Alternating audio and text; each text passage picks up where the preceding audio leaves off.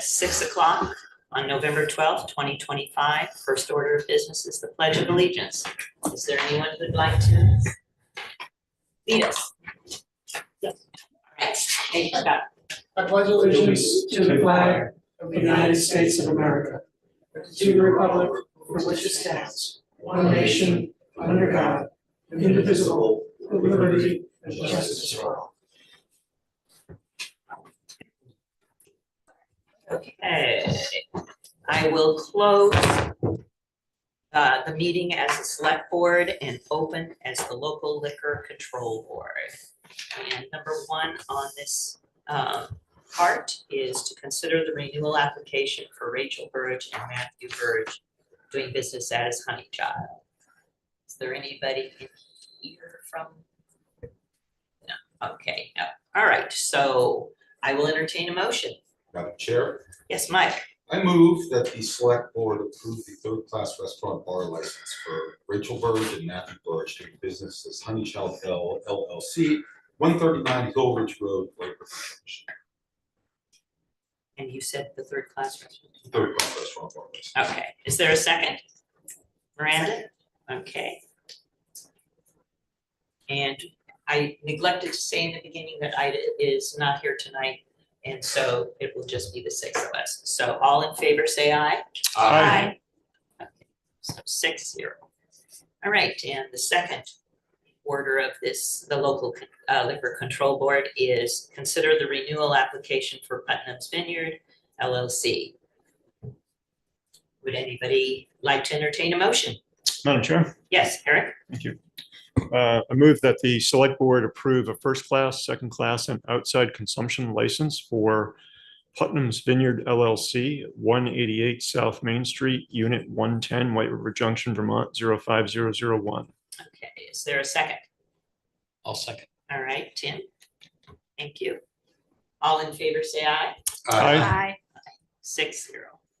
Okay, I'm going to close as the local liquor control board and open as the local cannabis control board. And we are first going to consider the retail renewal application for Five Seasons Cannabis Company on 52 Bridge Street. How y'all doing this evening? Good. We're I'm well, Breach thank- for Five Seasons Cannabis as owner. Okay, and does anybody have any questions? How's business? This is good. I know that I need to talk to y'all about possibly doing a walk-up window. I know that's something that town needs to approve, and when they all approve that. Yeah. Okay, great. Is that something you have to approach the state about? No, the state has approved those licenses already, but it's the town to see if y'all are interested, like knowing how the traffic flow. Right. Coming up with a plan for that. So, Okay. I have Miranda? a question. yes, ma'am. Just thinking about the walk-up window, I guess, how does that? Yeah, how does that work? Is it just like super easier, quicker transaction? Yeah, for customers who don't like to be seen walking into the front door of a dispensary, we have that side area where there's still cameras on both sides, and there's parking along the side of the building where you don't have to be seen walking straight into the front. It's for elected officials. I've seen a lot of customers just like park in the back and then walk all the way to the front, and giving an option to them not to have to be seen walking straight to the front. Thank you. Okay, I'll entertain a motion. Madam Chair, Okay, Mike? I move that the select board approve Five Season Cannabis Company, 52 Bridge Street, White River Junction, Vermont, 05001 for a local cannabis license. Is there a second? All right, Miranda seconds. All in favor, say aye. Aye. 6-0. Thank you. All right, thank you very Yeah, much for coming in. thanks. Okay, so we will close as the local cannabis control board and open as the select board. First order of business is public comment. Oops, order of agenda. Okay, Is that all right? absolutely. Can I Anybody? stand up here? Yes, Did you want to address the order of Oh. agenda? okay. If I may, just a brief comment, like, so when we do, you know, I don't know what it's called, calling of, you know, the motion passes or not. Right. I think we should do, any nays, even, you know, even if we, like, for a lot of motions, I've noticed we're unanimous, but that's not obviously always the case. So I think it's good to also just check in and say those in favor, those opposed, and just see if there indeed is any opposition. That's all, just to, I guess that's right, because there could be abstentions, for example. Right. Okay, that's all. right. Thank you. Okay, so order of agenda, I do know there is a change. to Yes, Madam 5B. Chair. Yes, that will not be proceeding tonight, but we hope to hear from the Hartford Business Revolving Loan Fund folks at a future meeting. All right, and but it's not at the next meeting, or you don't know? I don't know, but I don't think it'll be the next meeting. Okay, all right, thank you. So we're back to public comment. Okay. Hi, everyone. My name is Wendy Moody. I'm here actually on the behalf of my aunt. It's actually her birthday, so she didn't want to necessarily come. I'm here just to sort of acknowledge and appreciate the, my uncle is Stephen Burnham. He's a resident in White River on Bliss Road and suffered a fairly significant accident on Friday. And he's at the hospital, but he is going to be very well and very lucky. But the incredible response from the fire department and police department was like beyond over the top. Efficient, professional, caring, the equipment that was needed. Like if it needed to be done, it got done. Chief Cooney ironically is here to hear this, but it was a pretty horrific accident. And so I just wanted to come here to extend my appreciation for all of those staff members, because it was a very volatile situation. Like I said, the end result turned out well, but without all of them and their extraordinary skill set, we wouldn't be having this kind of conversation. So I just wanted to come and say thank you to them on behalf of my aunt and my uncle as well. And your name? My name is Wendy Moody. Yours is Wendy Moody. And, yes. And you are a resident of? I live in Windsor. Yeah. My uncle lives here in White River. Okay. Yes. And you did sign in? I did. All right.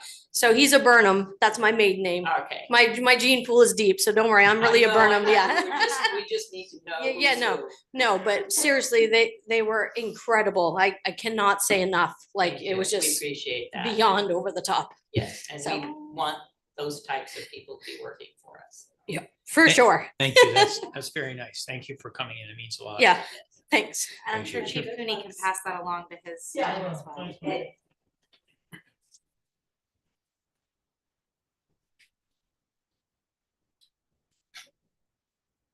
Want to be sure they were all great. Alexandra on White River Junction. Past few weeks, I've sent some of you emails regarding some suspicious activity here in town and in the region, partly connected to some old issues and one of those, including because remember how I had spoken with you before about the problems, how people can no longer pay for cash for bus tickets over the past, well, just recently, some girl who made an online purchase but could not get a printout of the purchase was not only denied service, but because of that denial of service, a warrant was accidentally issued for her arrest while the people at the Haven were working to get her to a court appointment. And this is the kind of thing that's what can happen. Because basically the drivers didn't understand, some of the staff thought she was delusional. And basically because this is crossed, but you know, this is also a form of trafficking, because I have noticed some suspicious activity regarding like some businesses behaving in odd ways. I mean, people who work at some of these businesses, when I give them tips about some of these traffickers and troublemakers, half these people end up losing jobs or having to go elsewhere. And yeah, pain in the ass walking here tonight, bad, because I had to spend the weekend just to make sure that girl was all, because she had been reported missing, and with the leg injury, it's a pain in the ass walking. And with some of these troublemakers, as I explained to Ashley earlier, I had to spend hours collating some of this information, because some of these are not only old troublemakers, but there's been retaliation going on And I don't wanna be frightened, like when I'm at some of the libraries here, I don't wanna scare people, because some of this, it is upsetting. But not knowing about this and not being able to take action about this is even scarier. And that's one reason why if Chief Cooney were here, he'd understand why he hasn't seen me at one of our regular hangouts in the morning lately. And if Ida were here, I mean, I know she's been busy, but some of these are issues that need to be, because being denied transit out of an area, that's a form of trafficking. It's a form of being held, because you're basically being held against your will. And some of us can only, and like I said, this is someone some people thought she was delusional because she paid online, but they would not print up a ticket for her. This is the kind of behavior you expect in somewhere like Providence, not up here.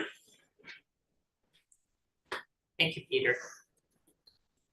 Is there anybody else in the room? Anybody online? Okay, and we will close public comment and move to select board comments and announcements. Eric, I'll start this time with you. Nothing for me tonight. Thank you, Madam Chair. Nothing, Brandon? Mike? Nothing from me. Jim? I did get a report back from the zoning board of adjustment that they have no activity for December. So they're not even having a meeting. So it's just an indication of that, it's fairly quiet on that side of things. Ashley? Just a reminder about our event that's coming up, unless you were already gonna mention that, Mary. No, we haven't. Queechee. I'm sure John will in his. Okay, yes, Say it. 1 week from today, we will be having a forum open to the public at the Queechee Club at 5 p.m. And John may say more about that. 5:30. 5:30. Oh, maybe I put it as 5 so I wouldn't be late.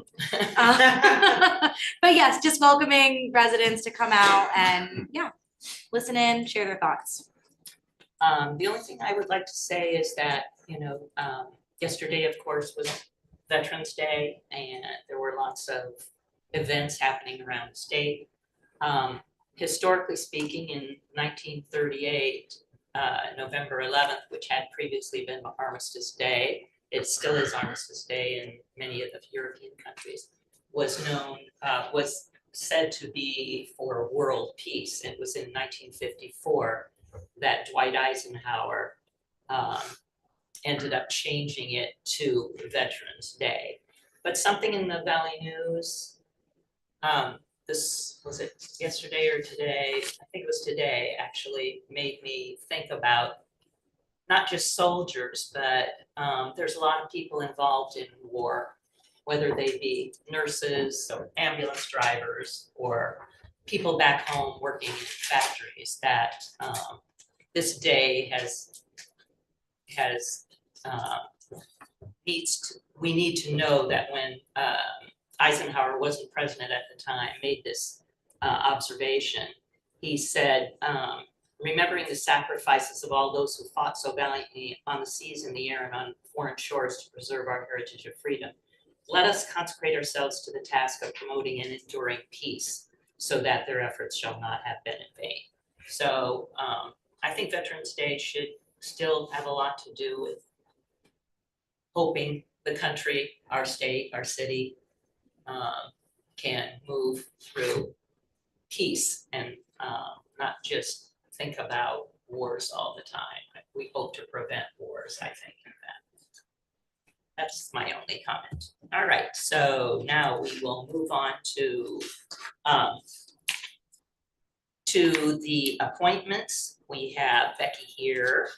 We're going to consider the appointment of Becky Chollet to the Town and School Meeting Committee. So. Excuse me, Madam Chair. Yes. Given my relationship to the applicant, I'm going to recuse myself. I'm going to step out, and I'll hope you'll beckon me for the next agenda item. That's fine. Yeah, I knew you would do that. Okay. Time to grill you. No. Okay, Becky, this is just a time when we're just, if anybody has any questions to ask you about it, then this is the time to do it. we've all read your application, so. I don't have any questions, but I want to thank you for putting your name in for this appointment. I think that at one point there was no one left on this committee. Right. We're slowly building it back up. Yep. It's a really great public service, you know, to let people know what's going on, what's on the ballot, things like that. So I just want to thank you for devoting your time. Bless you. Questions? Go ahead. Quick comment, thank you. Same thing, you know, when we built the charter and kind of as a town knew that the school and town needed to work together to try and, maintain democracy and participation and so on. It actually is a really essential role. So I do really appreciate you stepping up, and I think it does add to the fabric of the community that we have the sequence of events leading up to elections and so on. So thank you for being willing to serve. Sure. And my understanding, Becky, is that there are 2 other members, or is it just one? I can report on that if you'd like. Kim Souza. Yeah. Is already on that committee. Becky would make the second, and that there are 2 other people who have applied to be appointed on the school side. Oh, okay. As you might remember, the charter provides that the town select board can appoint 2 and the school board can appoint 2. And those are now 2 other people in the queue at the school board. Okay. And so when will we hear from them? Do you have any idea? I'm told that there's a meeting as early as the 19th, but I don't know what's on their agenda yet.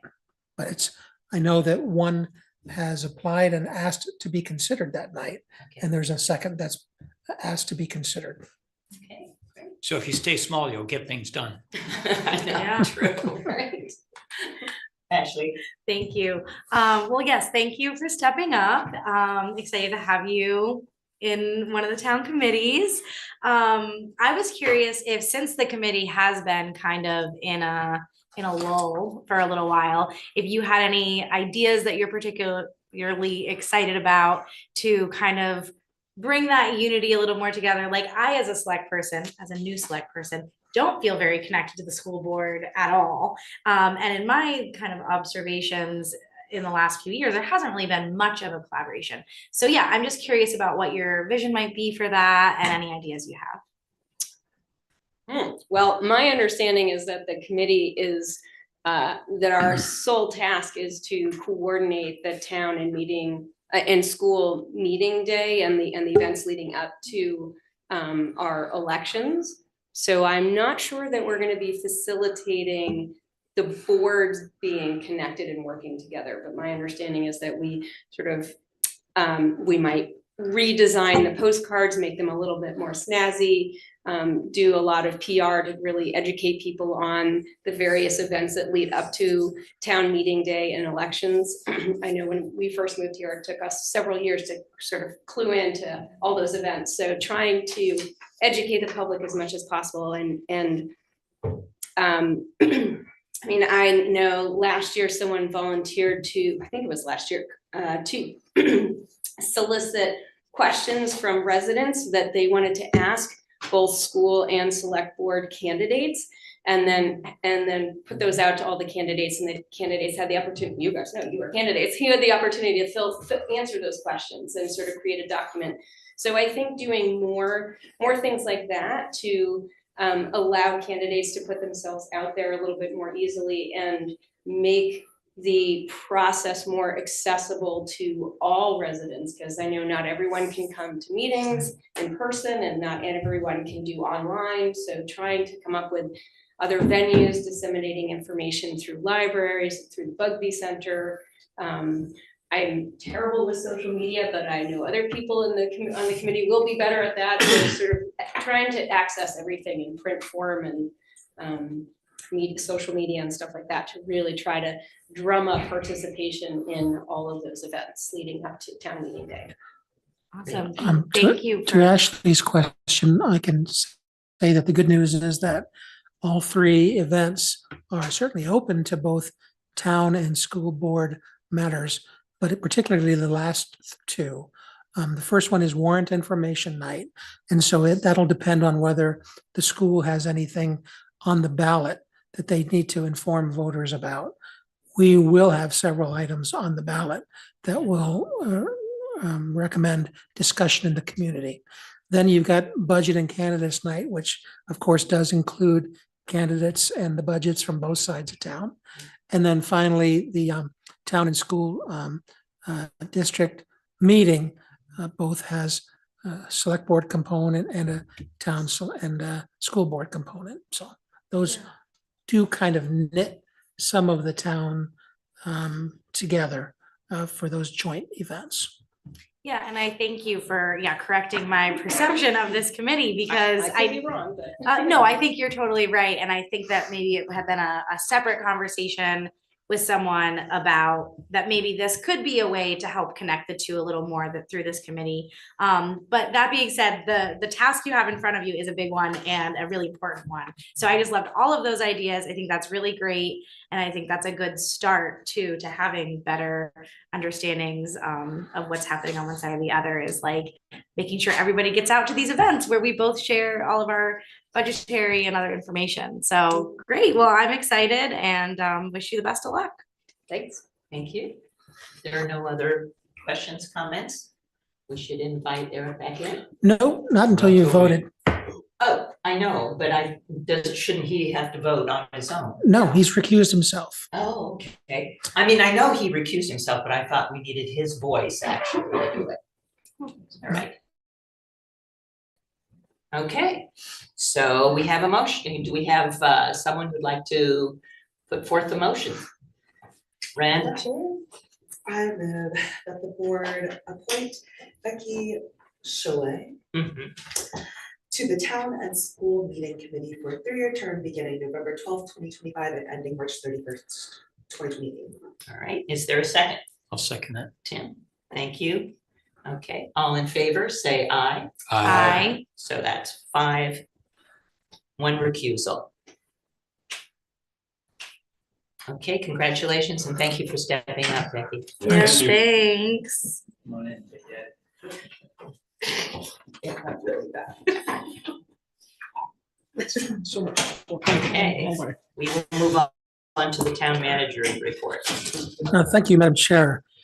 There will be a select board budget meeting on November 18th to feature presentations from the Planning and Development Department and the Parks and Rec Department and the town managers as well. There will be a community forum at the Queechee Club's main dining hall on Wednesday, the following night, November 19th, from 5:30 to 7 p.m., at which all town residents are welcome. JAM has been asked to cover the event. Then there will be a regular select board meeting on Tuesday, November 25th. And that'll be also serving as the first of at least 3 budget wrap-up sessions. The auditor has let the finance director know that she will not be able to present her findings on November 25th as had originally been planned. The finance director proposes collecting and distributing the audit report and affording the select board members 1 week to review it and to pose any questions to the auditor before then voting to accept the audit report. The town treasurer has been consulted with this plan and has stated no objection to this approach. I have attached the email from Gail about that situation.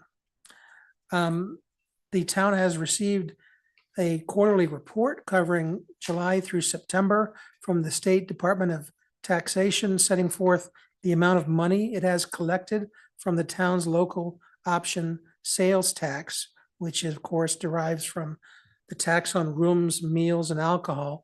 We've had that in place for several years. And this time it issued its first quarterly report on the town's new local option sales tax. This also includes information on the town's share of this revenue based on a 70-30 split. As I had reported before, that's changing to a 75-25 split, and that will take effect or has taken effect in October and will be reflected in the next quarterly report to be issued in February. but I am pleased to report that the new local option sales tax is on track, assuming no volatility, because I think that this should be a highly stable revenue stream, to generate approximately $1.2 million in net annual revenue to the town. And you can see that report again attached to the town manager's report in your packet. The town and HCRS are in cordial discussions aimed at the resumption of the relationship between HPD outreach and HCRS. Stay tuned for updates. The planning is underway for another town meeting cycle of events, as we've just heard. This work will involve staff and hopefully the growing number of members of the town and school meeting committee. The hardworking Bugby Building Committee has met 6 times and is planning a 7th meeting, after which it hopes to make recommendations for the select board to consider. A final meeting will be taking place on Monday, November 24th.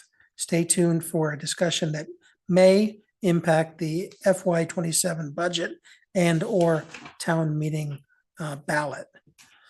I am very sorry to report the recent resignation of the town's finance director effective Friday, December 5. The town manager and HR director are working to develop a strategy to fill this spot on an interim and permanent basis. Stay tuned for further information. As I mentioned informally before we got started, my own assistant, Lana Livingstone, will be retiring effective at the end of March. We will, of course, miss her and wish her a happy, healthy retirement. A few things to highlight from other departments, if I may. The Hartford Monument Committee broke ground on a new monument at Veterans Park. Eagle Scout Leo Hamalainen is assisting with the project, which also includes a new flagpole. That's as reported by the Parks and Rec Department. The town clerk notes that planning for the town and school district meeting cycle has begun. We know that. Voting day is Tuesday, March 3rd for the town and school district. Candidate petitions and consent forms must be submitted to the town clerk's office by 5 p.m. on January 26th for the candidate's name to be placed on the town or school district ballot. The communications and media specialist reports that he's updated the town meeting cycle of events to include key dates and updates for the 2026 schedule of events devoted to town meeting and the preparations for it. They'll also be working with the town and school meeting committee on updating that postcard that Becky just mentioned. The Environmental Sustainability Coordinator notes that on Thursday, November 6th, Fryer Architecture had their first site visit to the Wendell Barwood Arena to start the process of creating a master plan for making the ice rink more energy efficient and easier to operate. Fryer Architecture is looking to have the master plan completed by the end of January. Progress is being made on the installation of level 3 chargers at the South Main Street parking lot. And construction of the chargers will start in the spring and be completed by the end of June. That's again, according to Dana. And he also notes that no money from the town is being spent on this project. The Department of Planning and Development has a couple of highlights to mention. First, they are preparing the phased filing and substantial change documents for the final set of public infrastructure projects for implementation under the White River Junction TIF district. Initial select board meeting on the 28th of October is to be followed by a public hearing on November 18th. They're also preparing similar documents for submission to the state for review. Again, all in preparation for voter approval and financing at March 26th, 2026 town meeting. The Planning and Development Office has submitted a grant application on November 3rd for the parking and multimodal transportation feasibility analysis and plan. They also note that they are reviewing the existing town hazard mitigation plan to outline required updates. And again, the planning department notes that the Village Center Community Support Program started with meeting with community members in each village to support their own interest in building community activities and projects. The DPW folks note that they are transitioning their vehicles and equipment for winter snow removal. And they also note that the transfer station hours, evening hours of operation will be modified to 8 a.m. to 4 p.m. until March due to the darkness and shorter days and the issue of just general safety at the transfer station. The finance department notes that they're still working with the auditor on finalizing the FY25 draft audit. And of course, they mention that they're continuing to train up new staff members, Anna Forbes and Renee Sanders, both finance specialists within that department. The fire department chief notes that they're pleased to welcome Kenny Smith to the department as their new part-time deputy fire marshal. On November 2nd, the town's municipal fire alarm experienced a catastrophic failure during the daylight savings time transition. The resolution involved the department successfully installing new AES IntelliNetwork, restoring full functionality to the municipal fire alarm system. This upgrade replaces the underperforming SIS software and ensures compatibility with their existing AES field hardware. Funding for this project was available within existing fire department budget lines. And of course, the chief was gracious to thank police, dispatch, and all others who showed patience during a difficult time. The next, according to the police chief, the next community coalition meeting is November 13th at 5:30. That's tomorrow night at the Public Safety Building. And I believe that's it. All right, thank you, John. And John, did you ask a question? Did you and Officer Fenari get my email about it being at the same time as the I did, housing? and Okay. I did pass it. I did send it to him with a thought, wondering if we could possibly accommodate a change, or whether, as you say, it's locked in stone. I certainly hope not, because it'd be very handy to have members of your committee attending that, Yeah, because so many of the issues touch on homelessness. yeah. So we'll do our best. And you said what time is the meeting? 5:30 to 5:30. 7 generally. What is the time of your meetings generally? 6. Okay, yeah. We'll let you know what we can do. Awesome, thanks. Yep, yep. Thank I you. have a question. Yes, Miranda? Sorry, there's a question online. Oh, okay. Are we ready for one? Yes. If I can find my mouse, hold on. Okay, Heidi, go ahead. Go ahead, Heidi. Thank you very much for allowing me to speak. Heidi Due to White River Junction. John, I have a few questions with your report, please, if I may. I need clarification here. Will we be, if I can only speak, will we be receiving an update review of the audit on November 25th? It was not clear on your statement. Yes, we will receive an audit report. I'm not 100% sure of the timing of it. I think that Gail has suggested that when it's available, she would be hoping to circulate it for select board comment and questions. And I can certainly ask her whether it can be made available to the public. I don't know why it wouldn't, just like any other prior audit report. So the answer is, I will report back. I don't know all those answers right now. Okay. You didn't mention this, but it was in your report on the agenda. Could you please clarify where the meeting is held on November 14th, Thursday? Friday, excuse me, for the Vermont 802 Homes for All / Phase 3 program? I can take a look at that. That would probably be in the planning department. Yes, I can read you that blurb. Vermont's 802 Homes for All Phase 3 program. We were selected as one of 3 Vermont municipalities as a development-ready community to work with the state to explore and test new models to speed approvals, cut costs, and create more rental housing. This includes testing 10 ready-to-build code-compliant home designs for stick-built or off-site construction for ADUs and small-scale multi-unit homes.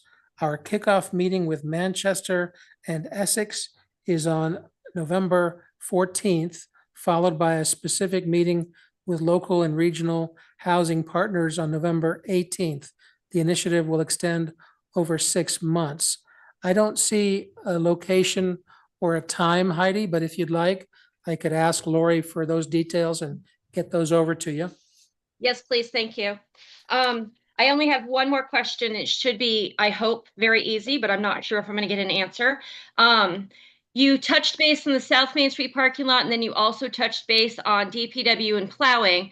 Now, the South Main Street parking lot still has several unregistered, uninspected, unlicensed plate vehicles up there, and they have an RV / converted home up there that shouldn't be permitted because our ordinances don't allow that. Yet we're getting snow flurries and little bits of snow that melts off every day, but we're going to have plowing. So when are we expected to see all those items removed from our parking lot? I don't know, but I can certainly relay your concern to HPD and encourage them to take prompt action. So one more item is that Just let you know that the timer has gone off. Okay, this is really quick, Mary. I'm sorry, but I've also been questioning that dilapidated RV that was over on Chuck Gordon's property that is now on town property beside our very nice Hartford Village bridge that I've been going rounds with HPD, you, and Joanne Els for months. Is Chuck Gordon going to pull that out since he had that on his property and someone dumped it on town property, or when are we expected to see that removed? Again, I suspect we have veered off from comments to dialogue. Well, I'm not getting any response otherwise, John. No, I hear you. John, Heidi? I hear you. have, Mary. Yes. I'm not getting any responses. I guess I'll just stop by saying that sometimes the departments that handle the subject areas that Heidi is interested in don't always share her prioritization of response between Heidi's concerns and the many other concerns that they deal with on a day-to-day basis. However, I'm happy once again to express those to both Joanne in zoning and to perhaps HPD if in fact that vehicle is on town property and we don't, of course, want it to be there.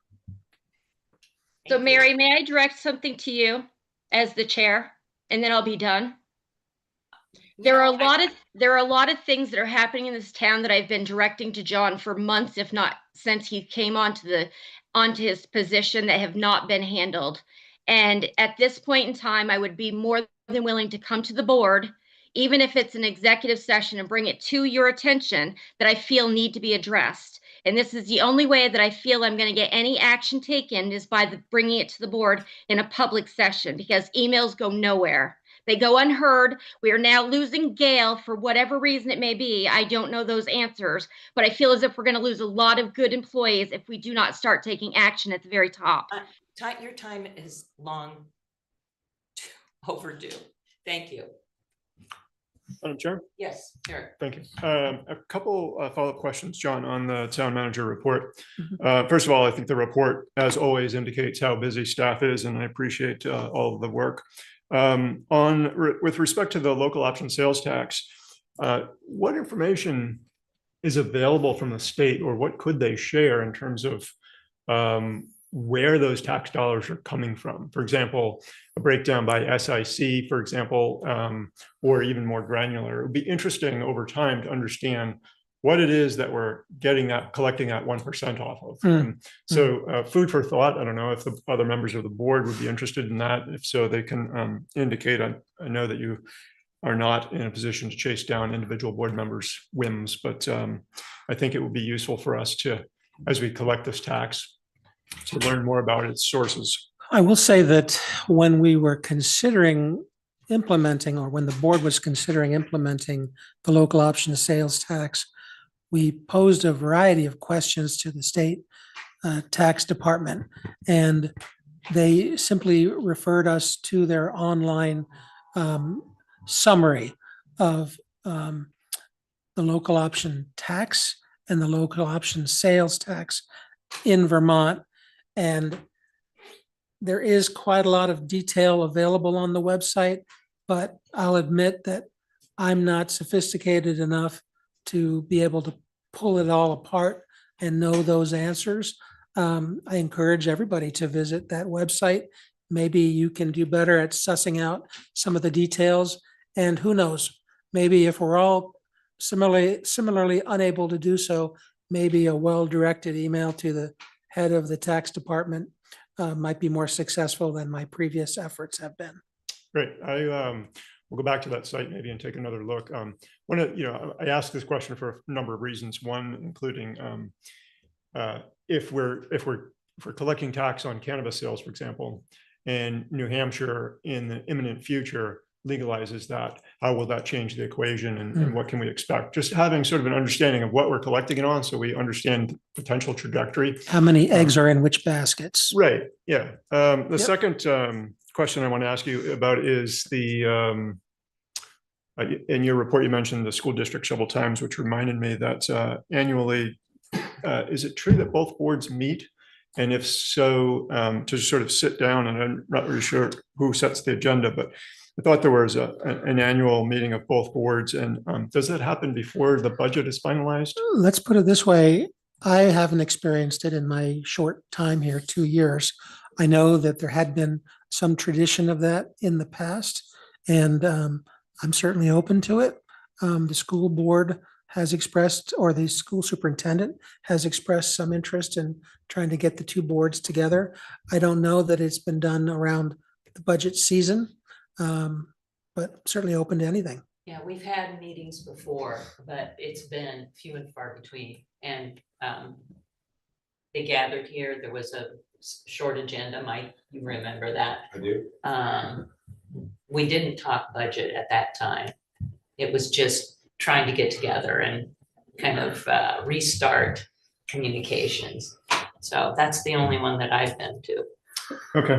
I ask at this point in the season because I think we should be mindful of each other's budgets, both the district and the municipality. Obviously, we have things that we need to do. They have things they need to do. But there's a single, there's a single set of taxpayers out there. So thank you. Tim? I'll start with concurring with that. I think year after year, we are missing a huge opportunity to, prior to budgets, actually having an opportunity for dialogue about some real opportunities to understand what they're working on, understand what the town's working on, and come up with some collaborative situations, because I think there are a lot. And I found like the times that we have tried to do those meetings, with all due respect, the content is sort of like, hey, nice to see you, but we don't really get into the meat and potatoes.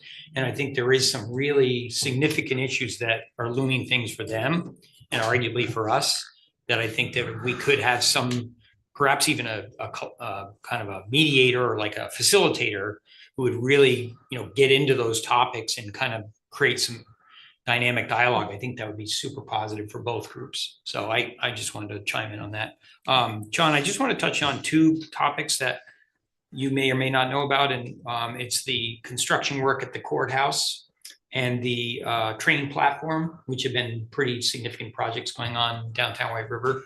And if we could get any kind of update from the state or whoever's working on those projects, just timeline how they're Yes. coming, when they hope to finish them? I can do would that. be- That would be awesome. I can do that, especially with regard to the courthouse, because I just sent out an email to staff celebrating the good news that they had planned to be reopened. February, I think is what you gave us. Yep, February, as early as February. So, Okay. things do slide. It's the holidays. Who knows what could happen, but I'm pleased that it's an early part of next year that they have as a target date. Cool, thank you. All right, let us move on to the board report motions and ordinances. We're going to consider the fire department's proposal to purchase a battery-operated vehicle extrication equipment. Good evening, Remember this. everybody. Yes, back in March, we had a ballot item requesting $58,000 of local option tax funds to replace a set of currently hydraulic powered vehicle extrication tools. That did pass. Since then, my staff have been looking at the different vendors and manufacturers of these products. We've tested the products internally and recently went out to RFP. We're recommending that we award the purchase to TNT Rescue Tools for a quoted price with a prepaid discount of $56,810. I'm happy to answer any questions you have. Okay. Are there any questions for Scott on the extrication? Okay, anybody online need a question? Okay, I'll entertain a motion then. Madam Chair, Yes, Mike? I move that the select board authorize the fire department to proceed with the purchase of battery-operated automobile extraction tools from TNT Rescue Systems in the amount of $56,810, utilizing local option tax funds as previously approved by voters. Is there a second? Second that. Second by Eric. Any other further discussion? All those in favor say aye. Aye. Okay, so 6-0. All right, thank you, Scott. Thank you. Thank you. Appreciate it. I thought it was an extrication. I think that's funny. Every time I say it. Okay, Chris, you are up.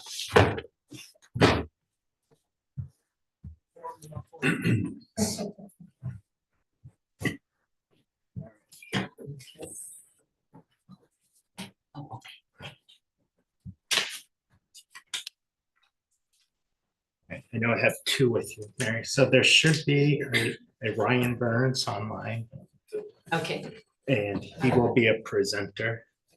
You know, okay. need to be a presenter a little bit. So before we get to him, I'll just do, I'm sure you all read the memo. There is a little typo. 4 got stuck on one of the numbers that's corrected in the motion. It's cheaper. So a little history here. We utilize a software called PubWorks. It's very limited. It's more like working on DOS than it is even Windows 3.1. So to record our assets, it has no GIS capabilities. It's not really part of the modern world. It's not intuitive. It's a little bit disappointing, but it's never really been fully integrated into all of our divisions. It's not user-friendly. We've looked at replacing it many times over, but due to all the administrative changes in DPW and people who are assigned to look into software changes in the past, that, you know, we would get midway through it and they would depart. So, you know, same old story. However, with our asset management plan going forward with the water supply division, it's been very necessary that we move on. We were told that the replacement for PubWorks, because they were bought out by G-Works, would be coming with robust GIS capabilities and some other capabilities that they never moved forward with replacing, updating PubWorks. We were then informed midway through that we would have to sign on to the new G-Works. So we sat through presentations of G-Works. We're a little bit more than disappointed with it. Didn't seem to be much more than what PubWorks was with some GIS capabilities. So expanding upon our previous efforts to locate a new software. We moved on and did a fresh search. Technology is ever changing. And so, as I said in my memo, we looked to something that was intuitive for the employees at all levels, because there will be different levels of users to the software. And you want everyone to utilize it and use it to make it of use and value to the departments. Also, we wanted to be able to make sure that there would be a good monitoring system within it to understand that people are using it, they're checking off their tasks that they've completed. It's a good way for uppers to monitor all the way down through to the base. That's how you know it's being implemented and followed. Also, the GIS. Obviously, we need GIS. We're public works, road segments, water main segments, sewer manholes. Going forward, it's important that as an asset gets worked on or its condition updated report, that it's easy to access that data instead of looking at, oh, we did a repair on West Hartford Road. West Hartford Road's 5 miles long. Where was that repair? If you look into a folder, you have a hard time figuring out where it was, right? Because if you look at those historical records, it's very difficult to figure out what was done in the past on places. So we want to move into the modern world and expand our GIS capabilities. We also wanted a way for the public to be able to make a request out of us using this and it be integrated into our work order system, because that's a growing way.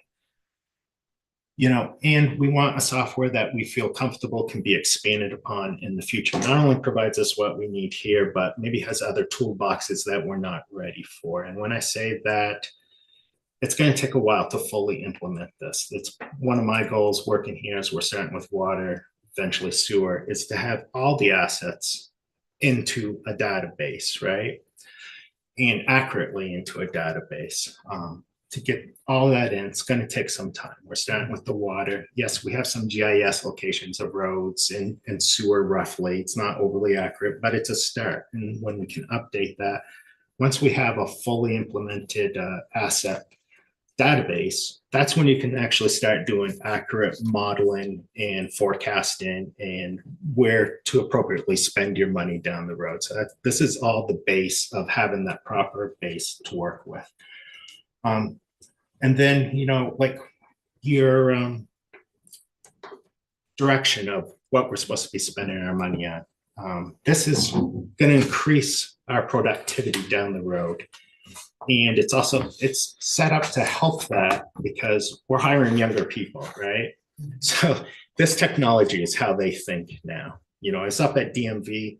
The older people have an awful time with the new kiosk. The young people come in and that's how they think, right? So we're trying to integrate technology that will be intuitive to the younger generations, but easy for us to use as well. When we do that, a lot of institutional knowledge in DPW is gone, right? It's gone. Like you talk about keeping institutional knowledge. Well, we have to build up that institutional knowledge now, because we've lost so much over the last 10 years. This is going to be an important step of creating that institutional knowledge in a meaningful way, where the records are going to be there. You can hit that sewer segment, what's been done. You're going to have a record of it. You're going to be able to see its condition, what we've done to it. It's a great planning tool, but it's also a great tool for, if I leave, the next person's going to come in and they're not going to have to search through that file cabinet, that file cabinet, that file cabinet to get what they need to know. Because it's a chore right now. We're not in the digital world at DPW. So these are all very important things to set up the department for the future. It had to be a platform that we felt would get implemented, and I'll let them show you the platform so you can understand. It comes down to little things like QR codes. This is the only platform out there where when you do that asset, you can print off the QR code for it. It could be the could be your tractor, it could be a piece of equipment, and you can just put it right on there. The mechanic can go right up, scan it, and have the work orders for it. He can instantly get to those records. So there's a lot of intuitive ways to use this. You don't have to use it that way. But it's really set up to help us set the department up for the future. And there are analytics. We won't be able to fully use it until we have everything in there, but they'll get into that. They can show you like, oh, you're spending too much money on this piece of equipment. Maybe it's, gone too far, right? There's things like that. And then later on in the world, they have a software for capital planning. And I mean, 100 years out if you want. So I'll leave it at that. Okay. And if Is you want, he gonna be online? he is on Zoom. Yeah, and it's Brian Burns. Right, okay. Someone's got Is to it let him in. Chris? No, that's Chris right there. No, another Chris DeJunas. No, Ryan Burns. Can you all hear me now? Yes, we can. There we go. Sorry, I was having some audio issues. Appreciate the introduction, Chris. Thanks, everybody. Appreciate the time. Actually, if you're able to, who's actually going to be presenting for Brightly Software is going to be my colleague, Chris DeJunas. I don't know if you're able to make him a presenter. Yeah, I just did, so you should get that notification. Perfect. Okay. It's fantastic. Well, yeah, again, thanks, everybody. Appreciate the time to speak with the group tonight and opportunity to partner with the town. Yeah, I'll kind of repeat a little bit what Chris had said, and then I'll turn over to my colleague Chris DeJunas. But again, Ryan Burns with Brightly Software. Yeah, we've started talking with Chris and the Public Works team as they were looking for easy to use GIS-based maintenance asset management software, really to help streamline day-to-day workflow, centralize all their inventory of assets and infrastructure they maintain, keep track of the statuses of all the maintenance requests that come in, both internally and from citizens, schedule on preventative maintenance activities, all the inspections they have to do to make sure they're as proactive as possible, and make it easy for maintenance staff to tie maintenance history and associated costs back to all the town assets and infrastructure. So they have that good data to go back and help with prioritizing capital projects, justifying budget requests. So a little bit of background, we've been in business about 25 years, work with a lot of municipalities across the Northeast, including South Burlington, city of Montpelier, also working with Lebanon and Plymouth there in New Hampshire, not too far from you folks. So I don't know how much time we have. I know I'm going to have Chris share his screen and give you all a high-level tour of the program, but we want to make sure we've got time to answer any questions that you all have. How much time do we have? 10. I think a nice 10-minute tutorial might be helpful. Perfect. Well, good. Well, Chris, I'll turn over to you. Beautiful. And let me go ahead and test the share here. Can everybody see the browser I'm sharing and hear me okay? Yes. Yes. Yes. All right. Thank you very much. All right, Town Select Board, thank you very much for having us. Ryan and I have the privilege of attending quite a few of these over the years that we've been working together, and really appreciate your attentiveness and details in the questions that you ask, just from what we've heard. I'll try to actually maybe incorporate a few different examples from what we've heard here this evening, and how the software could really run parallel with what you're dealing with on a regular basis. So within the browser that you see here, just to get us started high level, look with me to the left navigation bar. This is where you're going to see the core components of the software. And I bring this up early on to reiterate Chris's point. Very much a easy to use, straightforward functionality. The main components being right here listed. So at the end of the day, you have your work orders, the asset list, which any and everything that you own could really fall under this bucket. And there's also a parts and materials catalog here to track items that you have on hand. Like water and sewer, I heard conversation about that earlier. good example of a division or crew that may keep a lot on hand that they want to track. But really, at the end of the day, to accomplish those goals that Chris was mentioning, it's interacting with the main components and connecting the dots where it's relevant. Right. So if we're talking about, and this could, if we use Heidi's example from earlier, when we look here to the main dashboard, I have my work orders broken out by my planned work and my unplanned work. Actually, let's take two examples we've heard from today. The fire system upgrades. Fire system upgrades, we do a lot of facilities work, especially with the emergency services there. So all of the repeating jobs you're going to have to do, your weeklies, your monthlies, quarterlies, annuals, those fall under your repeating jobs, right? Your planned maintenance, those PM schedules. Heidi's request, that's your unplanned work. In that case, something else Chris mentioned, the citizen request portal. Can everybody see the map that I have pulled up now? Yes. Okay. Very straightforward. We add this link to your website. You can also utilize QR codes to allow people to get to this website very easily. They can do it from the website like you see here. They can also use their phone or tablet out in the public. Based off of their network signal, right, cellular or Wi-Fi at home, you're going to see this little pin drop based off of your location. You could also do an address search at the top. But all we're really asking from the citizen at this point, right, if Heidi had an issue and she wants to report a vehicle that needs to be moved, well, it's good for both sides of the equation because she's able to drop that pin here, right? Actually, I've got a few farm vehicles in my neighbor's property we'll use, right? So we drop that pin, we hit create request, and Chris and his team decide what categories we actually want to make available to the public. So they're simply letting us know if there's issues that need to be addressed with a request and a description, and they can even add an image right here. On the flip side of things, right, Heidi's going to get that email confirmation. That request is going to flow into the system now in a few different ways. It's going to be located here as a new reactive work order. It's also going to be visible on the dashboard that you see here to the right that shows the citizen portal request. Okay. But again, it's all timestamped. We have a status that it's a new request that's come in. And now Chris and team, whenever they're ready to address this, very straightforward. We click on this notepad here on the icon. We can change our status. We can track who we're assigning it to, along with any details like what actions were taken, and if we want to track how long it took on the task. Even if we were to simply make an update like, hey, this is going to be on hold, if there's an issue that we're waiting for and we want to include details to get back to Heidi or anybody else that submits a request, all of that is now automated back to the original requester for you.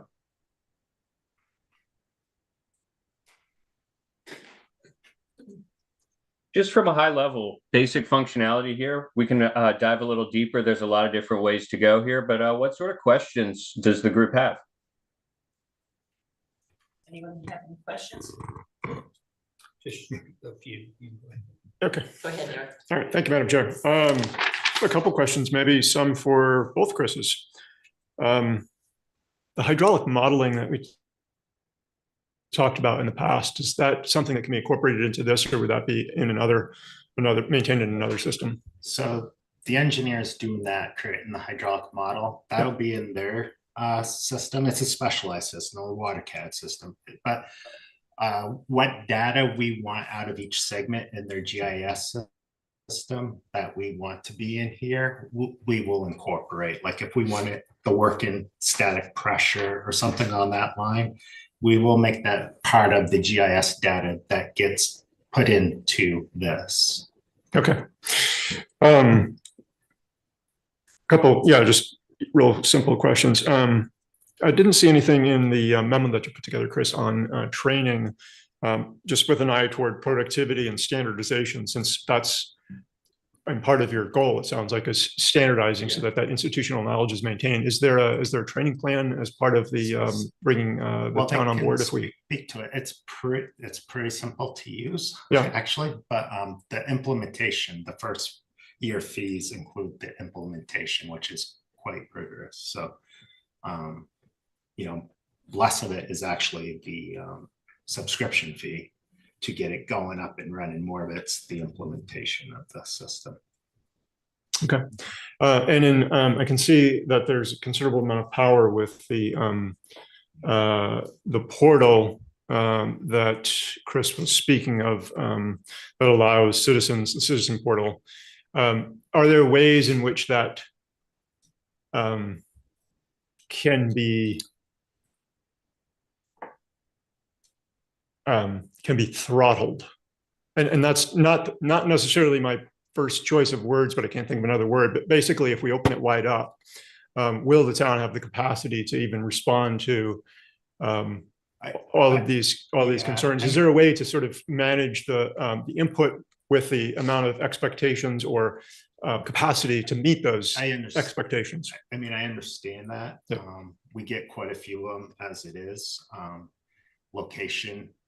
The powerful tool about this is that it'll give you the location. Like, it's very hard to get an accurate assessment of where the location is out of people. The fact that they can actually give us a picture, I mean, it'll give us more of a tool to be able to respond to them and reach out to them before we ever even go there. Because sometimes we have to go there just to tell them that, you know, it's your issue, it's not really our issue. So in some ways, I share your concern. But in some ways, it's actually going to make us more productive on complaints.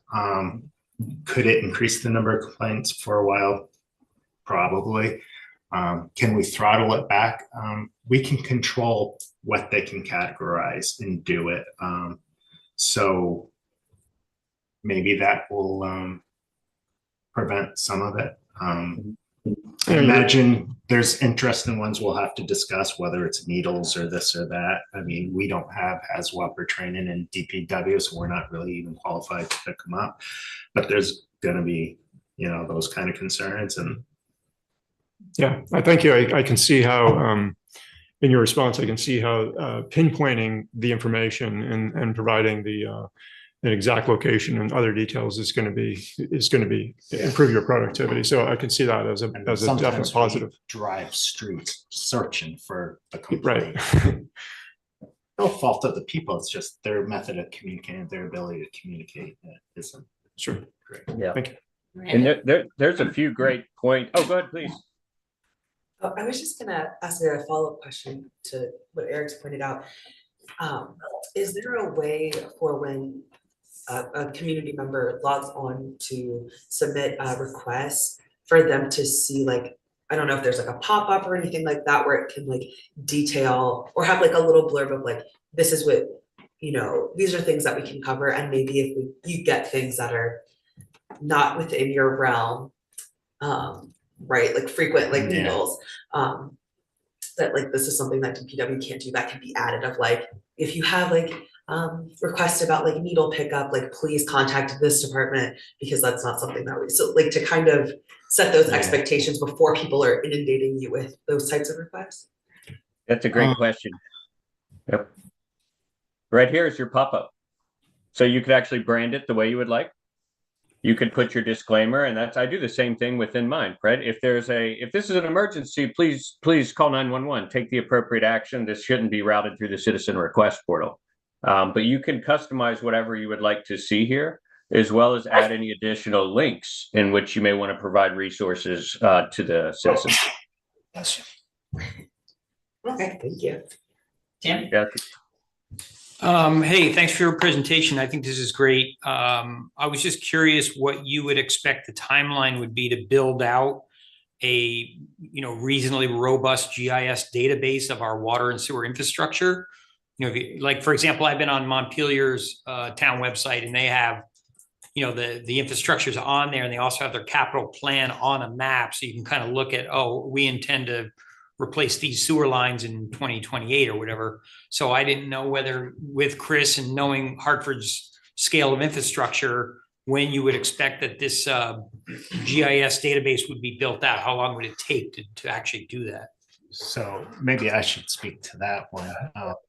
So the GIS database that will go in, it'll almost be instant into their system.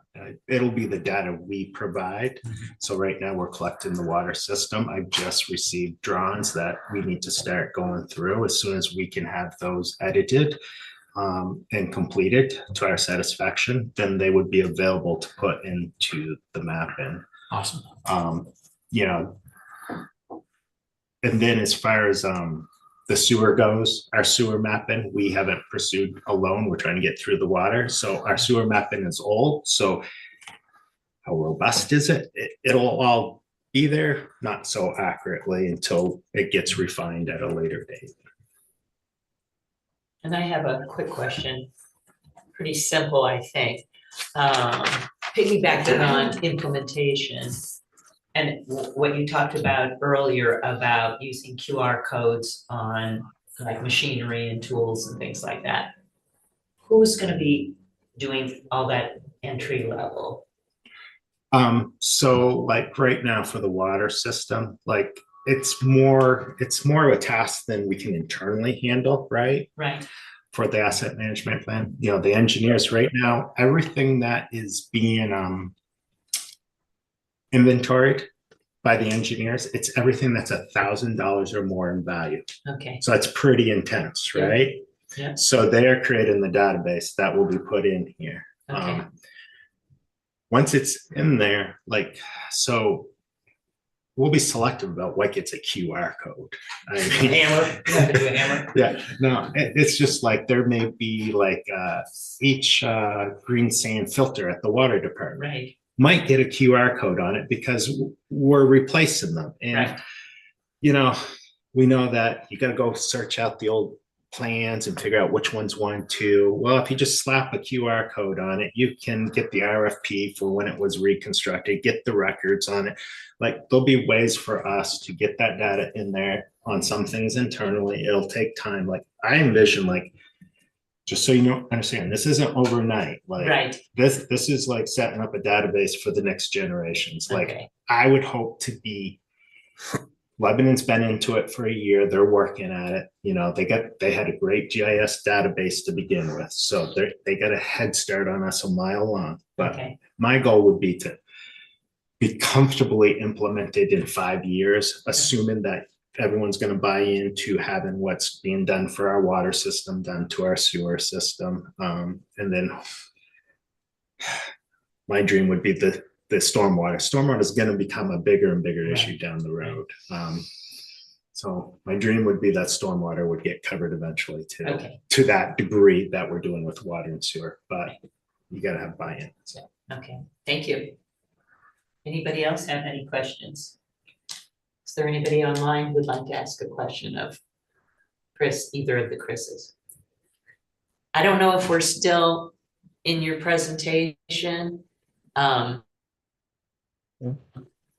Or is this? Well, there's way more to it, but yeah, we don't want to get when into you're the weeds. purchasing a big product, I want you to understand the product. There's analytics, there's other.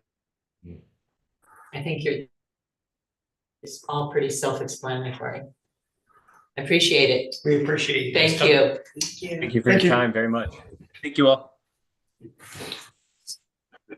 Thank you. Thanks, Chris. Thank you, guys. All right.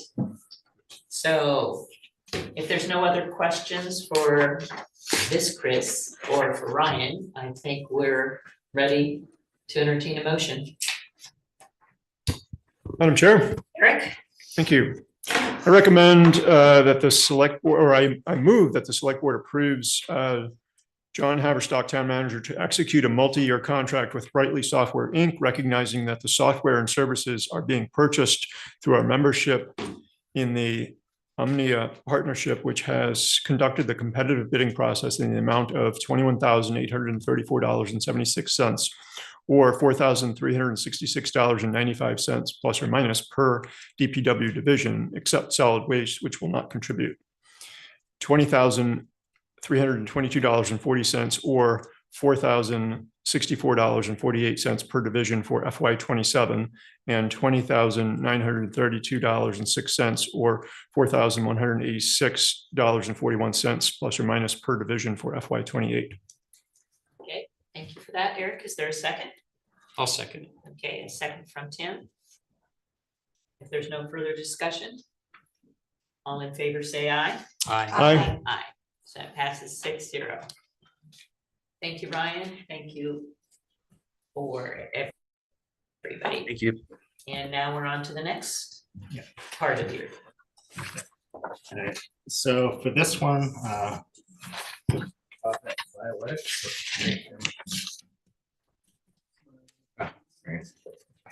Alright, so,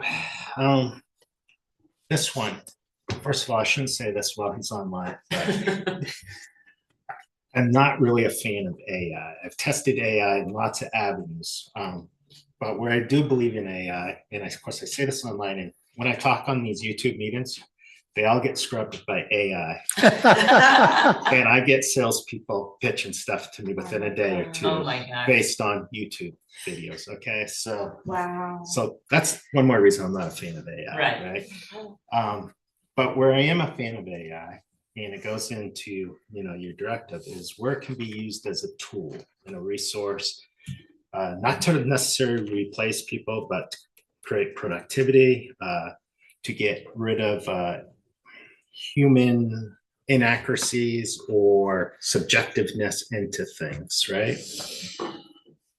Part of our problem with our paving program has been that we had I'll call it a human plan developed. And that was in 2017, 2018. It was quickly modified on the go and then not followed. And it's been very difficult to move forward. Many of the roads that were supposed to be falling apart right now are not falling apart. And many of the roads that were supposed to be great are falling apart. It's all based on a PCI index.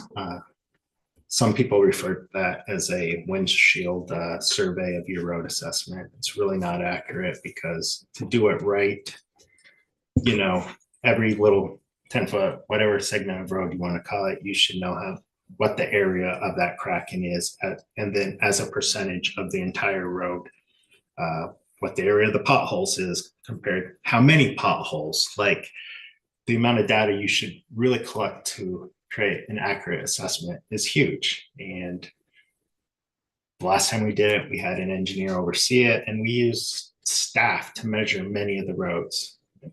Our plow drivers have a vested interest in making their road bad. So, that's where I get into the subjectiveness, could be the cause of some of the inaccuracies. And when you use a human to judge as a percentage of that road surface is covered by cracking, or how deep those cracks are or whatever, you're inherently going to enter flaws because humans are flawed. It's kind of like I spent 3 hours getting my car re-registered, had to get new plates because someone at DMV entered the wrong ending date of my lease. And so I couldn't renew my lease. And the only way, it was actually the human that entered the date that messed it up. So where you can treat AI as a tool. And so I'm all for, as long as it's accurate. So you'll get a little demonstration of the product. What I can say is I researched many, many ways of doing it. You can hire, like Lebanon brings in a company that has all the latest, greatest technology on a truck, scans the road, right? It's expensive, very expensive. And then they're supposed to update, I believe it's like 20% of their roads, the human method, which they're trying to get away from every year. And they can't keep up with that. To do it right, like this, it's flawed, right? So they're interested in moving forward with this. Hanover, I believe, has. This product stood out as far as the capabilities, the accuracy, and the benefits, the side benefits. All these companies are overlapping into other things, whether it's work orders or et cetera. So you got to pick the one that's more tailored to you. I watched the little demonstration at Lebanon with them. They went in and assessed a road where they knew the exact road conditions, and it was very accurate. Every other source of reference I've had has got great things to say about it. So yes, the price seems pricey. There are side benefits to this that they can get into.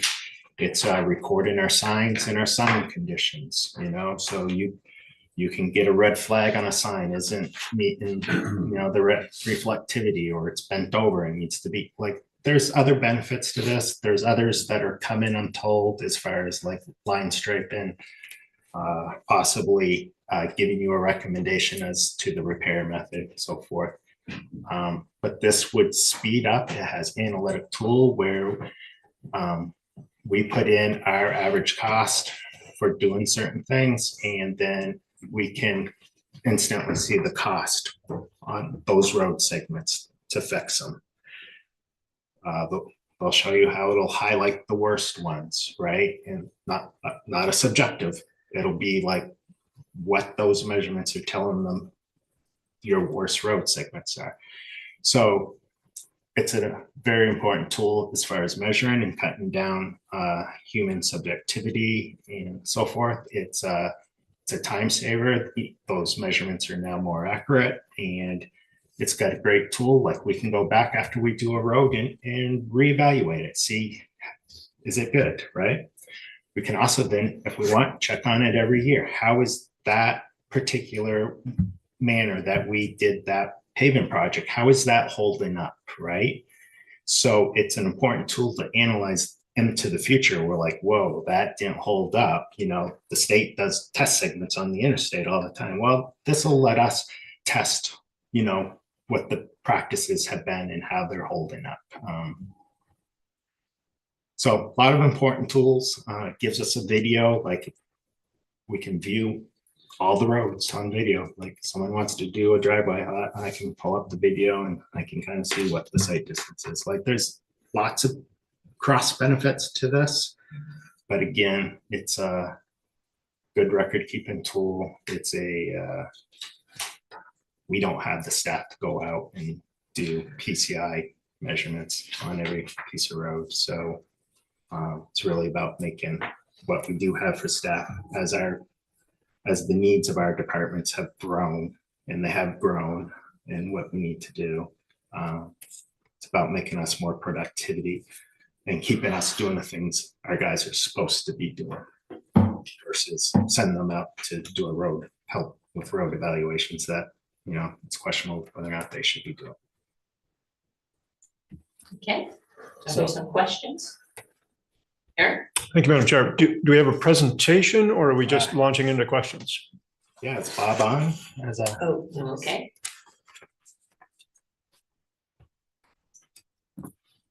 Okay, it should be good.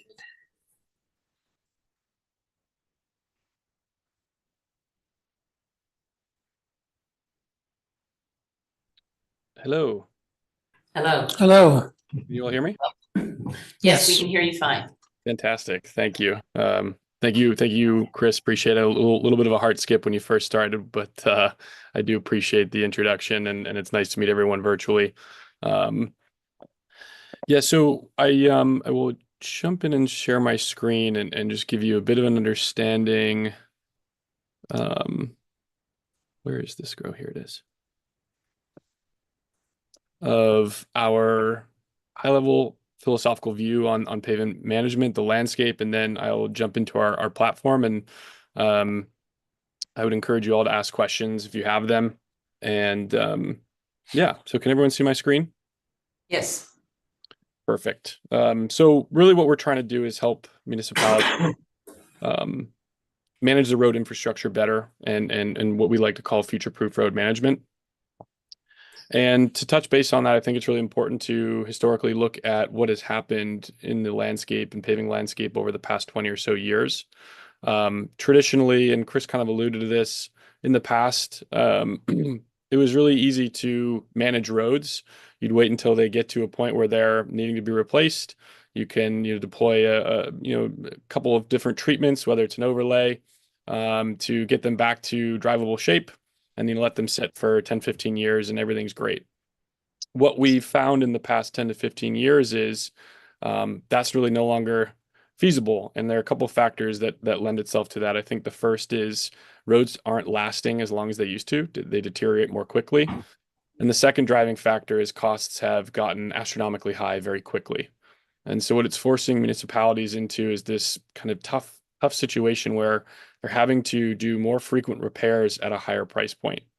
And so to combat this, what we've seen is a lot of municipalities and cities and towns alike deploying what's called a preservation mindset, preservation first mindset, with the idea being, if we're spending all this money into an investment like a car that's automatically going to depreciate, what types of things can we do to at least extend the lifetime of that asset to, instead of lasting us maybe 10 years, can it last 12 or 15 years? And in doing so, they're looking at different types of treatment they can do earlier that are more cost effective and address the stresses as they pop up. And largely, again, talking in broad strokes, there's been a lot of success in the industry in doing this. It's effective at helping flatten kind of the investment curve, making it a little bit more predictable how much money you need to spend and when. But the issue is, always has been, they haven't had the ability to collect data as frequently as they need to most effectively deploy this strategy. Traditionally speaking, Chris had touched on this, you're seeing treatments, or excuse me, assessments that are being done once every 3 to 5 years at the most frequent. And like I'd mentioned earlier, roads deteriorate more quickly than that. So you're using a static data set to try and be informed in your decision making, which isn't helping. And so what we've done is develop a system that is really trying to lower the barrier of entry in terms of time and cost of conducting assessments. So we don't spend as much time collecting data as we do applying that data and actually being data driven and being proactive in our approach to ultimately, we're always going to have to spend money on this infrastructure, but ensure that the spend is optimized. And the way that we've developed this is we're leveraging a mobile phone in a municipal vehicle, and we are pairing that with our web system to capture images every 10 feet as you're driving. And with those images, what we'll do is we'll upload them and leverage an AI algorithm that's going to go through and objectively distress classify. So all the different distresses is going to bucket those based on severity and type, as well as give you a pavement condition index rating of 100% of your road network. Once that's completed and gets uploaded into our web system, we then have a bunch of tools that allow you to apply that data in a number of different ways. You can go distress hunting, so you can look for and search for potholes, cracking that are good candidates for preservation, as well as build and develop a longer term plan and iterate that plan as things go on. So I touched a little bit on how this works. Every 12 feet, we're taking images, make it really easy. We're putting this autonomy on the town, so Chris and his team can go out and collect this data whenever they want, and also as frequently as they want. We advertise every day, kind of impossible in northern New England, but maybe if we're in Arizona, it'd be a little bit different. The idea here is really trying to, again, preserve your asset for as long as possible, knowing that you're going to have to spend money here. Statistics will show a worst first mentality, which is waiting until a road gets to a critical band, is the most costly strategy long term. And so what we're really trying to do is spread that out, again, make it more predictable and just make it more sustainable long term. So any questions on just philosophically where we're coming from before I jump into our system to provide a quick demo? Anybody have any quick questions? Super quick question on usage, because I know many years ago, Two Rivers used to do kind of like a condition score overlaid with usage, which is kind of a factor for us. That is to say, you could have a road that's in terrible condition, but it's very low use. It wouldn't necessarily rank highly in a scorecard, or you could have a road that's very frequently used in marginal condition that might move up to the top kind of thing.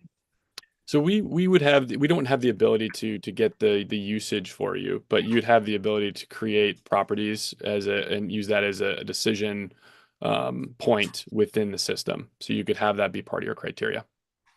Thank you. Okay, you can go ahead with your presentation. Thank you. All right. And can I make one comment? Sure. So Tim, maybe because we won't have traffic counts for every street, but we do have roads categorized by major collector, minor collector, and so forth. And that really touches on the importance of the road. Yeah. So we can categorize them in that way, which we could assign a value to. Yeah. Cool. Awesome. So high level, the idea behind this is, similar to Chris's comments earlier, having the ability to pair image data and PCI data with a map is really helpful from just a spatial standpoint and planning purposes. So when you're in here, this is a demo account. We use Atlantic City, which I like to joke is one huge pothole. But the idea behind this is you're going to get right away some insight into pockets within the town around what is great and what isn't and anything in between. So obviously you can see there's some pocket of orange and red. You've got some green spots here. Each of these individual points is an image that's being taken. So within this system, you're going to have 3 different categories of PCI data. You're going to have your network score. You're going to have the segment score, which is defined as corner to corner, and then you're going to have the point levels data. So what this enables, Chris and his team to be able to do is at any given point within the road network, at any given point in time, understand the condition of that road.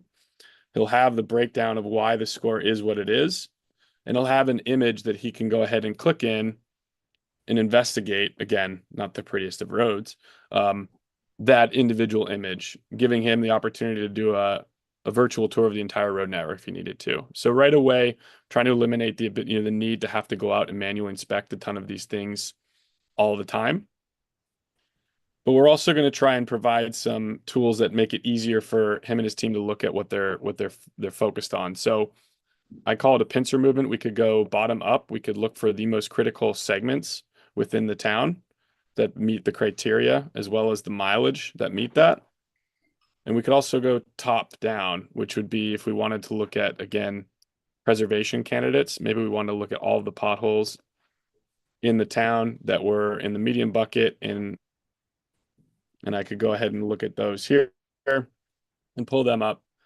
And right away, you're going to have, again, that image, timestamp of the photo, the location, as well as that breakdown.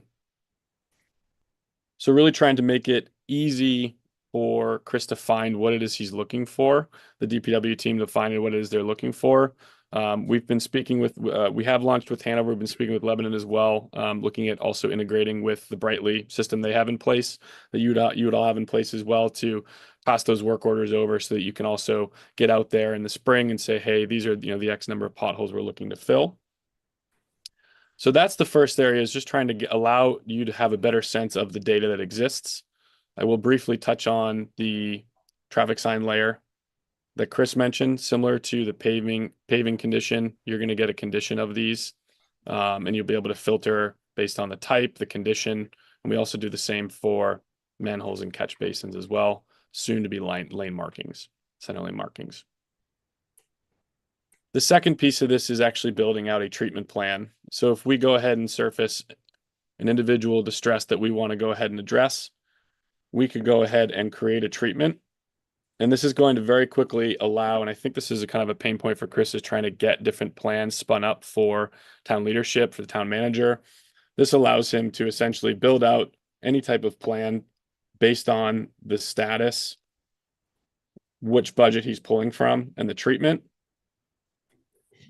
And within this, we're allowing him to also completely edit all of this information based on the contracted pricings he's getting, so that he can create a dynamic plan that will estimate costs based on the service area that he's looking to evaluate.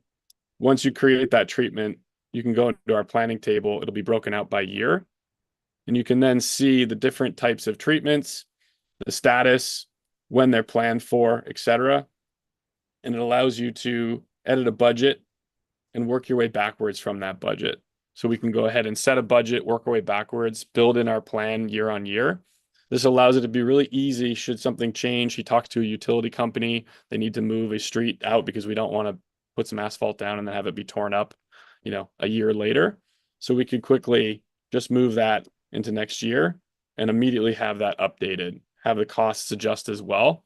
So it's just a very easy to use dynamic tool that allows Chris to build an initial plan, get buy-in from town leadership and the necessary stakeholders, run it by utilities companies, and obviously get, pun intended, rubber to road on building out a plan and getting it contracted for the next paving season. Sure beats lots of spreadsheets and manual surveys. Okay, are there any questions? Eric, did you have a question? Thank you, Madam Chair. Yeah, I have a few questions here. Let's start near the end and work backwards. You mentioned integrating with Brightly. What will that cost the town? And if we want to do that, like what do you have in mind, Chris? You know, even if not immediately, like potentially in the future, and then what? So just because of the demonstration I received at Lebanon and because of a gas system we already have built in a connectivity. So on the Brightly end, we'll have what we need on Brightly. And there's some other exciting stuff. I'm not even going to bring up how Lebanon uses Brightly as far as creating little power apps with their Microsoft Office suite that automatically go right into Brightly. So we will have the connectivity package with Brightly to receive from other sources. But I haven't discussed with them about this going into there. Okay, right. So maybe I should backtrack a little and start with at least initially, what major groups of functionality would you expect to use on this platform? Obviously, data acquisition, some level of pre-processing from those, wider range of information to buckets of categories. Do you anticipate using functionality beyond that? To be seen down the road, how far we take this software as far as other functionalities. I definitely do eventually want this data going into Brightly at some point. But right now, based on not wanting to go out to $50,000 engineering fees every year to get a road survey, the main critical thing is the assessment of the roads, the PCI, the financial planning tools, and are the main driving forces right now. Along with what will be really important is the line striping. We haven't even had staff to go out and drive and rate the line striping. It's kind of hard to get an RFP together and get line striping in the contract when you don't even have the staff available to drive the road. It takes a considerable amount of time to record it all. So there's just so many functions of this. Like we get complaints on signs all the time, and people think we're nuts because our guys drove by there and didn't realize the street sign was gone. Well, now we can have one guy who always has this in his truck and we'll find out if, the street sign's gone. So you would anticipate doing data collection pretty much continuously in and out and every single year, as opposed to, I understand the point that roads are breaking down more rapidly, but convince me that we need to do data collection more than, let's say, once every 2 or 3 years. Currently, what we do right now is, because everything is as bad as it is, we go out, literally drive in the roads, and it's not to do an official PCI. We go out to see how roads survived the winter, right? That is a main driver of our pavement plan. Our pavement plan is out of whack. We need to get it under control, and this is the start, right? You use this, you get a fresh base, you know where you're at, but then you have to maintain that base and database, right? You have to be able to assess how your repair is holding up. You have to be able to say, okay, that treatment, it said it's good, you think it's going to last 5 years. It's not holding up. Like you need to be able to adjust your pavement plan more often now. Like it's not just, we have a pavement plan, I think was written for 10 years. That's just foolish, right?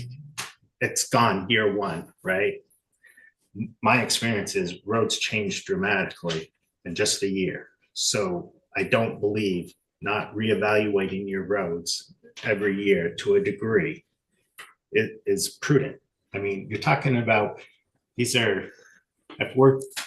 ago, we were supposed to spend $1 million a year on our roads to maintain them, right?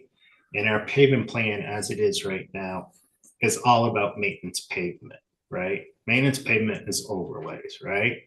When you see that $1 million, it's not a true number. That's a low number because it didn't include manhole raising, this, that, all the other components that we have to put in there, and ditching. Like, you can't pave the road without ditching it because it's just going to fail if the water's not getting off the road.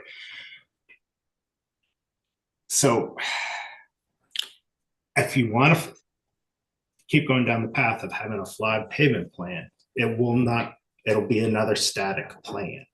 We can't afford at this point. We need to spend every dollar very wisely. And that's not based on a static plan. And as our budget changes every year and what people are willing to spend, that plan changes every year. Does this system allow you to look at more than just the wearing course, or does it look at the, under the courses under that to understand the magnitude of the problems with a given road? So we've never done core drilling of our roads and so forth. If you were to core drill, like there are a few roads I'm going to tell you coming down the road, like Jericho up top, the funding's inadequate for that road. I'm going to tell you it needs to be box cut and so forth. That's actually more clear. I know that road needs a whole new base, right? Mm-hmm. As far as the surface treatment, because you can't afford to box cut or even reclaim every road in this town. It's unattainable. If the maintenance pavement is becoming unattainable, right? How could you ever afford that? Because the coring and the engineering reports are going to cost you a fortune, right?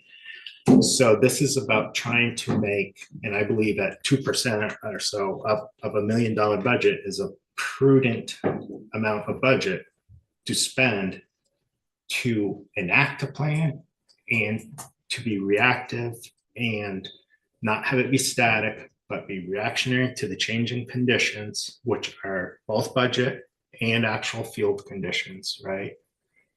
It's very difficult right now. All right, thank you. I definitely hear what you're saying. Frankly, I'm looking for ways that the town could not spend, over $200,000 in a decade period on a subscription. And I see it as, I understand the percentage of the budget argument, but it's also, it's not an inexpensive proposition. So I'm struggling with the sort of ways that we could use this technology, but at a more attractive price point. For example, what if we shared it with another town? Is it geo-fenced? Is it what are our options for exploring, it's less? Based on our mileage. So is that paved mileage? Yes. Yeah. So it's handlers paying their own based on their mileage. Lebanon's going to pay based on their mileage. So if we, unfortunately, the alternative, if we hire someone to do this, it's much more expensive. Mm-hmm. And in my conversations with other communities who have tried that or a combination, they're not happy. I'm trying not to make mistakes that other people have made, and I'm trying to, get to a path forward that's going to have the most bang for the buck, even though that buck does seem large. And I do see the capabilities of this tool growing. We can't implement everything day one. We just don't have the manpower. But the sign, we're going to get the GIS locations of our signs. We're going to have a great sign inventory afterwards. We're going to know the condition of those signs. Yes, at some point you'll be able to create a work order and go right to Brightly. It does have a work order now that you could double dip if you wanted, but then you'd have to manually put it in Brightly. The line striping, it's a powerful tool and it's less subjective. There are rules coming out about your yellow center lines on 35-mile-per-hour roads and how reflective they've got to be, and from the Federal Highway Administration. So there's more rules, more things to worry about, less people to take care of more. This is, to me, it's a pretty powerful measuring tool and analytic tool that, I say analytic, you may think it's just a spreadsheet, but working with Excel spreadsheets and trying to move budgets around is not that easy. This is more intuitive. It's gonna allow, if I leave, it's gonna allow the next person to sit in that desk a really easy time at learning it and working with it. Good. Well, thank you for thinking this all through and having all the answers. Try. Nothing's perfect in this world, but. Other questions? Just curious, maybe the technician on the other side of the Zoom can just tell me, if we assume, for example, 30 miles of paved road, how long would it take on a bright sunny day to take a complete inventory of those 30 miles? Yeah, so we can drive up to about 40 miles an hour. Best practice would be driving both directions, so it would be 60 miles of road. So in theory, 2 hours, but again, you've got the logistics of the routes. But I would say that you could easily do that in an afternoon. Thank you. I have a question, and I don't know how to phrase this, but have Violytics ever had problems with, I mean, it seems absolutely wonderful to be able to see the road condition, but have they had people in a town who disagree with how you interpret those road conditions? You may say they're moderate and we'll be okay, and someone else will say this is severe. Maybe they could speak for that. The references like Lebanon and all what I've seen, it's accurate. What I would say is, that's humans. Humans are subjective. People are going to say, no, my street's worse than that street. Right. We have that going on right now. So, and then when you go out and you see one little alligator crack in a road and you have to tell the people that you're not getting your street repaved, that's just like, there's roads falling apart, like it doesn't even begin to compare, So this gives us a less subjective tool. This gives us an argument, that we can overrule, like the pavement plan's up to us. We can go out and say, I don't like paving streets just for politics, but like if the select board says, we've got way too many citizens complaining about this and it needs to move up, then that's the human factor. Chris, I live on 144 Worcester Avenue. Yeah, your street should definitely be retailed. And gold, paved in gold. Okay, anything else? Are we ready to take motion? Chair? Yes, Mike? I move that the select board grant a waiver of section 3.6 of the purchasing policy to allow John Haverstock, town manager, execute a contract in the amount of $22,450 with Violytics, recognizing that the software and services being purchased are uniquely qualified to meet the planning and budgeting needs of the Hartford Highway Division. Is there a second? I'll second the motion. Okay, Tim seconds it. Any further discussion?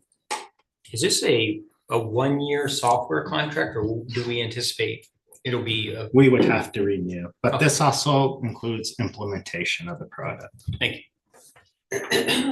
Okay, all those in favor, say aye. Aye. Aye. So 6-0.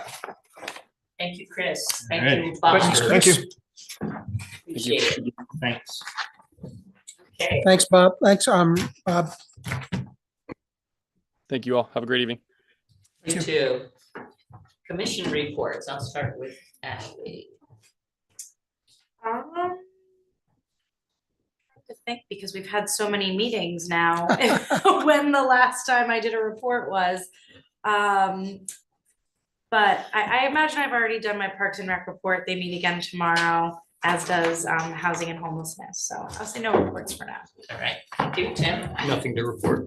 Okay, Mike? No reports. Miranda? No reports. Eric? Nothing for me tonight, thank you. Okay, and I think that John said for the Bugby Building Committee that our next and final meeting will be on November 24th at Bugby at 4:30, right? That's right. All right, so other than that, I will entertain a motion for the consent agenda. Madam Chair, Yes, Mike? I move that we approve payroll ending 11/8/25, approve AP manifest of 11/7/25 and 11/13/25. Approve meeting minutes of 10/28/25, 10/30/25, and 11/6/25, with future meetings approved as follows: 11/18/25 budget, 11/19/25 community forum in Queechee, 11/25/25, 12/2/25 budget, 12/9/25, 12/16/25 budget, and 12/30/25. Okay, is there a second? Second that. A second by Eric. All those in favor say aye. Aye. 6-0. And there's no executive session, so I'll take a motion to adjourn. So moved. So moved by Ashley, is Second. there, second by Mike, all those in favor say aye. Aye. Yes. Signatures, yes. Yes.